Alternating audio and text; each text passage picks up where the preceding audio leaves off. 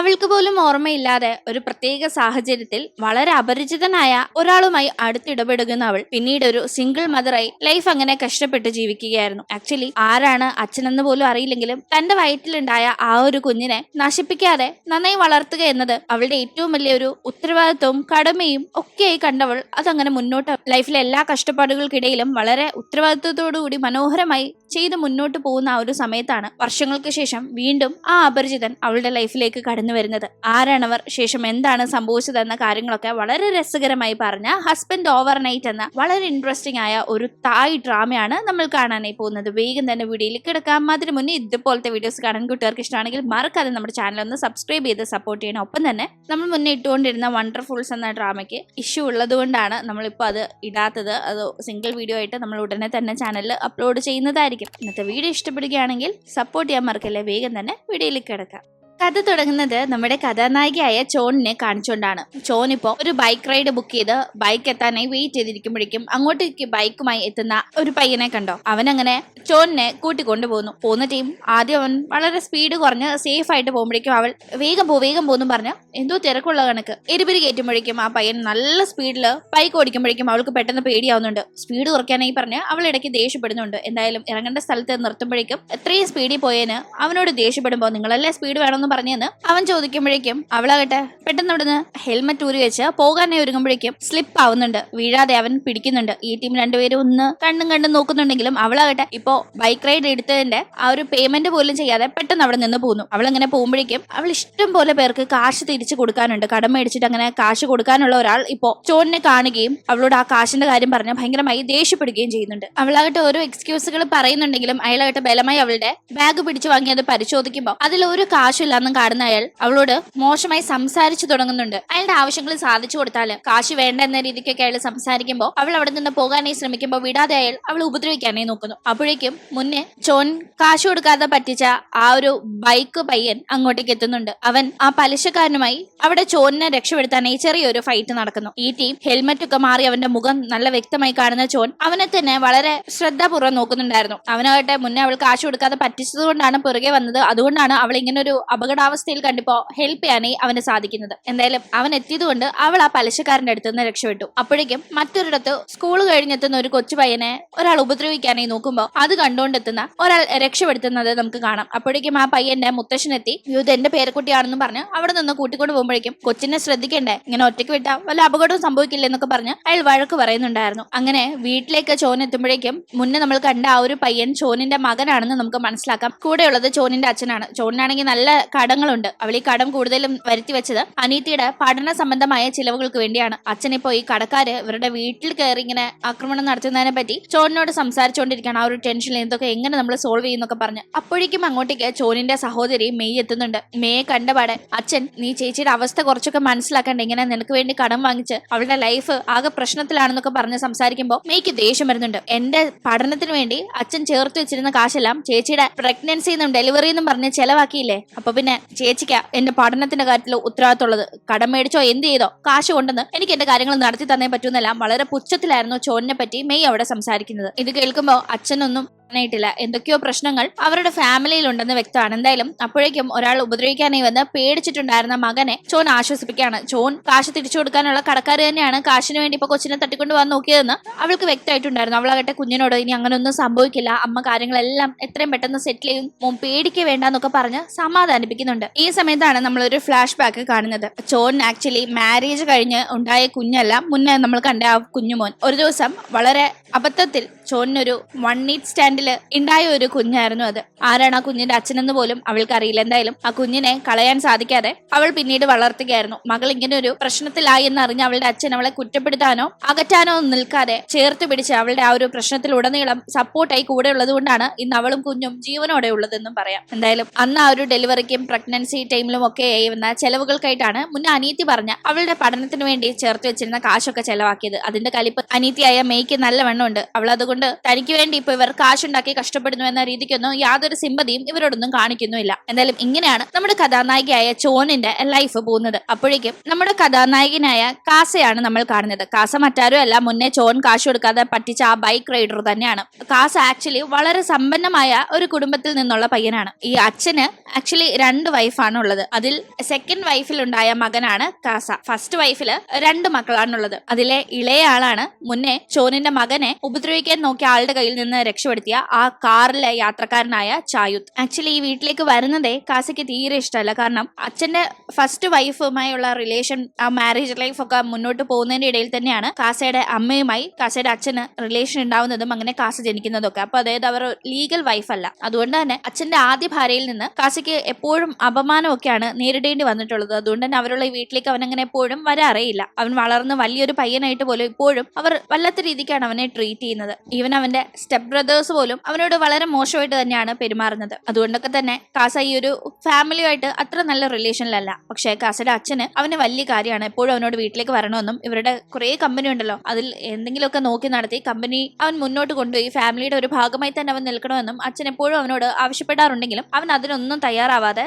സ്വന്തമായ രീതിക്ക് ലൈഫ് മുന്നോട്ട് കൊണ്ടുപോകുന്ന ഒരു പയ്യനാണ്. എന്തായാലും ഇത്തവണ അങ്ങനെ വീട്ടിലേക്ക് എത്തുന്ന കാസയായിട്ട് അവിടെ അവന്റെ സ്റ്റെപ്പ് ബ്രദറുമായി അച്ഛൻ തർക്കത്തിൽ ഏർപ്പെട്ടിരിക്കുന്നതാണ് കാണുന്നത്. മറ്റൊന്നുമല്ല, അവന്റെ ഒരു സ്റ്റെപ്പ് ബ്രദർ നോക്കി നടത്തിയിരുന്ന കമ്പനി ഭയങ്കര നഷ്ടത്തിൽ ഇപ്പോ മുന്നോട്ട് പോവുകയാണ്. ആ കാര്യം പറഞ്ഞ് അച്ഛൻ ഇപ്പൊ അവനോട് ഷൗട്ട് ചെയ്യുമ്പോൾ അത് കേൾക്കുന്ന കാസ ആ ഒരു കമ്പനി താൻ ഏറ്റെടുത്ത് മുന്നോട്ട് ലാഭത്തിൽ കൊണ്ടുപോയാൽ ഇനി തന്നെ ബിസിനസ്സിലേക്ക് വരാനേ വിളിക്കുന്ന അച്ഛനോട് തന്റെ കടമ താൻ ചെയ്തു തീർത്തു, ഇനി തന്നെ തന്റെ ഇഷ്ടത്തിന് വിടണോ എന്ന രീതിക്ക് ഒരാവശ്യം അറിയിക്കാമല്ലോ എന്ന കണക്ക് അവൻ അച്ഛനോട് ചെന്ന് സംസാരിക്കുന്നുണ്ട്. ഞാൻ ആ ബിസിനസ് ഏറ്റെടുത്ത് ലാഭത്തിൽ കൊണ്ടുപോകാൻ തയ്യാറാണ്. പക്ഷെ അതങ്ങനെ എനിക്ക് പ്രോപ്പർ ആയ ഒരു ചാനലിലേക്ക് കൊണ്ടുപോകാൻ സാധിച്ചു കഴിഞ്ഞാൽ പിന്നെ ഞാൻ പറയുന്ന ഒരു കാര്യം അച്ഛൻ എനിക്ക് വേണ്ടി ചെയ്യണമെന്ന്. അത് കേൾക്കുന്ന അച്ഛൻ, ബിസിനസ്സിലേക്ക് ഇത്രയും നാളെ ഞാൻ വിളിച്ചിട്ടും വരാത്ത നീ ഇപ്പോ വരുന്നത് തന്നെ എനിക്ക് അത്ഭുതമാണ്. പക്ഷെ അതും ഇത്രയും വലിയൊരു നഷ്ടത്തിൽ പോകുന്ന കമ്പനി എങ്ങനെ നിനക്ക് ഏറ്റെടുത്ത് നന്നായി കൊണ്ടുപോകാൻ സാധിക്കുമെന്ന് അച്ഛൻ ചോദിക്കുമ്പോൾ അതൊക്കെ ഞാൻ ചെയ്തോളാം, അച്ഛൻ എന്നെ വിശ്വസിച്ച് കാര്യങ്ങൾ മുന്നോട്ട് കൊണ്ടുപോകാനായി അനുവദിക്കണമെന്ന് അവൻ പറയുമ്പോൾ അച്ഛൻ അതിന് തയ്യാറാവുന്നു. അങ്ങനെ ആ ഒരു കമ്പനി ഏറ്റെടുത്ത് അവിടേക്ക് കാസ എത്തുകയാണ്. അവൻ അവിടെ ചാർജ് എടുത്ത് എത്തുന്ന ആ ഒരു ടീം, അവിടെയുള്ള എംപ്ലോയീസിനെ കാണുമല്ലോ, ആ ടീം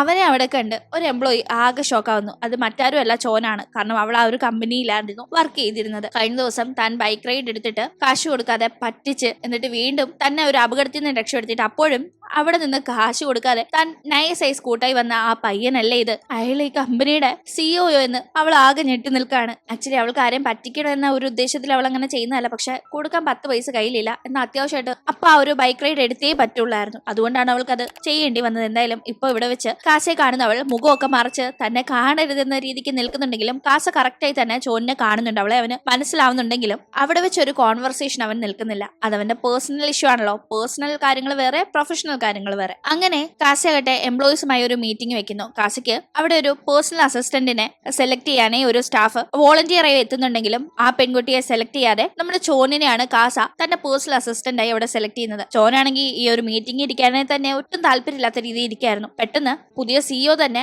ആളുടെ പേഴ്സണൽ അസിസ്റ്റന്റ് ആയി അവളുടെ പേര് പറയുമ്പോൾ അവൾ ആകെ ഞെട്ടിത്തെറിച്ചിരിക്കുന്നുണ്ട്. അവൾക്ക് ഒട്ടും തന്നെ താല്പര്യമില്ല കാസയുമായിട്ട് മുന്നേ ഉണ്ടായിരുന്ന പ്രശ്നങ്ങൾ കൊണ്ട് അവന്റെ പേഴ്സണൽ അസിസ്റ്റന്റ് ആവാനായി. പക്ഷെ അവൾക്ക് വേറെ വഴിയില്ല. കാരണം ഇവിടെ ജോലി ചെയ്യുന്നെങ്കിൽ ഓർഡറുകൾ പാലിച്ചല്ലേ പറ്റൂ. അങ്ങനെ കാസയുടെ PA ആയ ചോനിന് കാസ ഒരു ക്ലയന്റ് മീറ്റിംഗിന് പോകുമ്പോൾ കൂടെ പോകേണ്ടി വരുന്നുണ്ട്. കാസ ഇപ്പൊ കാണാൻ പോകുന്ന ക്ലയന്റ് അവിടുത്തെ വലിയൊരു സെലിബ്രിറ്റി ആയ കച്ച എന്നൊരു പയ്യനാണ്. അവിടേക്ക് എത്തുമ്പോൾ തന്നെ കച്ചയെ കാണാനായിട്ട് അവിടെ കുറെ ഫാൻസ് ഒക്കെ തടിച്ചുകൂടി നിൽപ്പുണ്ടായിരുന്നു. കച്ചയെ കാണുമ്പോൾ തന്നെ കച്ചയുടെ തന്നെ ഒരു ഫാനായിട്ടുള്ള ചോൻ ഇങ്ങനെ ഇത്രയും വലിയൊരു സെലിബ്രിറ്റിയെ ഇത്രയും അടുത്ത് ആദ്യമായിട്ട് കാണുന്നതിന്റെ ഒരു എക്സൈറ്റ്മെന്റിൽ നിൽക്കാണ്. അതിന്റെ ഇടയിൽ അവിടെ വന്നിരിക്കുന്ന ഫാൻസിന്റെ ഇടയിൽ ഒരു പെൺകുട്ടിയുടെ ചിത്രം ഒരാൾ കുറച്ച് മോശമായ രീതിയിൽ ആംഗിളിൽ ക്യാമറയൊക്കെ വെച്ച് ഫോട്ടോ എടുക്കാനായി നോക്കുന്നതൊക്കെ കാണുന്ന ചോൻ അതിൽ ഇടപെടുന്നുണ്ട്. പക്ഷെ പെട്ടെന്ന് അയാളാകട്ടെ അവളെ തെറ്റായ രീതിയിൽ ഫോട്ടോ എടുത്തതിനെ പറ്റി ചോദ്യം ചെയ്ത് അത് പരിശോധിക്കാനായി ക്യാമറ വാങ്ങാനൊക്കെ നോക്കുമ്പോൾ അവളെ തള്ളിയിട്ടിട്ട് അവിടെ നിന്ന് ഓടുന്നു ഈ ടീം. ഇത് കണ്ട് കാസ അയാളെ പിടിക്കാനായി നോക്കുന്നുണ്ടെങ്കിലും അയാൾ അവനെയും തള്ളി മാറ്റി ഓടിപ്പോവാണ്. ഇത് കണ്ട കാസയും കച്ചയും ചോനിനെ എന്ത് പറ്റിയെന്ന് നോക്കാനായി അടുത്തേക്ക് ചെല്ലുമ്പോഴേക്കും കാസ, ഇത് എന്റെ സ്റ്റാഫാ, ഞാൻ കാര്യങ്ങൾ നോക്കിക്കോളാം, നീ ഇതിലൊന്നും ഇടപെടാൻ നിൽക്കണ്ടെന്ന് കച്ചയോട് പറയുന്നുണ്ട്. അതായത് ഇവർ ജസ്റ്റ് ഒരു ഫോർമൽ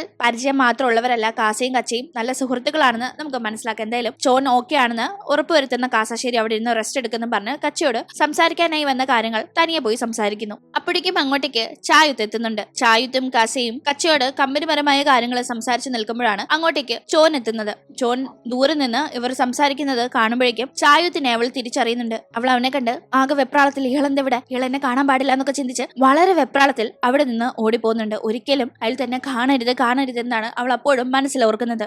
കാരണം ചായുത്ത് മറ്റാരുമല്ല, ചോനിന്റെ കുഞ്ഞിന്റെ അച്ഛനെന്ന് അവൾ കരുതുന്ന അവളുടെ കൂടെ 1 നൈറ്റ് സ്റ്റാൻഡിൽ അന്ന് ഉണ്ടായിരുന്ന, അവൾ പോലും അറിയാതെ അവൾ അടുത്ത് ഇടപഴകി പോയ ആ ഒരു അപരിചിതനാണ്. അയാളെ അന്ന് കണ്ടതിന് ശേഷം പിന്നെ ഇപ്പോഴാണ് അവൾ കാണുന്നത്. ആ ഒരു ഒറ്റ നോട്ടത്തിൽ തന്നെ അന്ന് തന്റെ കൂടെ ഉണ്ടായിരുന്ന ആ മുഖമാണിതെന്ന് തിരിച്ചറിയുന്നവൾ വളരെ വെപ്രാളത്തിൽ അയാൾ തന്നെ കാണാതിരിക്കാനായി അവിടെ നിന്ന് മാറുന്നു. അവൾ അവിടെ മാറി നിൽക്കുമ്പോഴേക്കും അവളെ ഇരുത്തിയിരുന്ന ആ ഒരു മീറ്റിംഗ് റൂമിന്റെ അവിടേക്ക് കാസയും കച്ചയും ചായുത്തും എത്തുന്നുണ്ട്. അവിടെ ചോനെ കാണാതെ ഇവളിത് എവിടെ പോയിന്നെല്ലാം കാസ അവിടെ തപ്പുമ്പോ എന്ത് പറ്റിയെന്ന് ചായുത്ത് തിരക്കുമ്പോ, അല്ല എന്റെ PA ഇവിടെ ഇരുത്തിയിട്ടുണ്ടായിരുന്നു, കാണുന്നില്ല എന്ന് കാസ പറയുന്ന ടീം വിളിച്ചു നോക്ക്, അങ്ങോട്ടും കാണാൻ മാറിപ്പോയതായിരിക്കും എന്ന് ചായുത്ത് പറയുമ്പോ വേഗം തന്നെ കാസ ചോനെ ഫോൺ ചെയ്ത് നോക്കുന്നുണ്ട്. അവളാകട്ടെ ഞാനൊരു എമർജൻസി ആയപ്പോ പെട്ടെന്ന് അവിടെ നിന്ന് ഇറങ്ങി, സാർ തിരിച്ച് ഒറ്റയ്ക്ക് പറഞ്ഞ പ്ലീസ്, എനിക്ക് ഒരു എമർജൻസി ആണെന്ന് പറഞ്ഞ് തിരിച്ച് അങ്ങോട്ടേക്ക് ചെല്ലാതെ വേഗം അവിടെ നിന്ന് പോവാണ്. അവളങ്ങനെ വെപ്രാളത്തിൽ പുറത്തേക്ക് ഇറങ്ങുമ്പോഴേക്കും അങ്ങോട്ടേക്ക് ഒരു വാഹനം സ്പീഡിൽ വരുന്നുണ്ട്. ചോനെ ഇടിച്ചില്ല എന്ന രീതിക്ക് അത് ബ്രേക്ക് ചവിട്ടുകയും ചെയ്യുന്നു. അതിൽ നിന്ന് ഇറങ്ങിയ പെൺകുട്ടി ചോനോട് നിങ്ങൾ ഓക്കെ അല്ലേ, കുഴപ്പമൊന്നുമില്ലല്ലോ അല്ലേ എന്നൊക്കെ തിരക്കുന്നുണ്ടായിരുന്നു. അവളുടെ പേര് റിൻ എന്നാണ്. ചോനാകട്ടെ പെട്ടെന്ന് പേടിച്ച്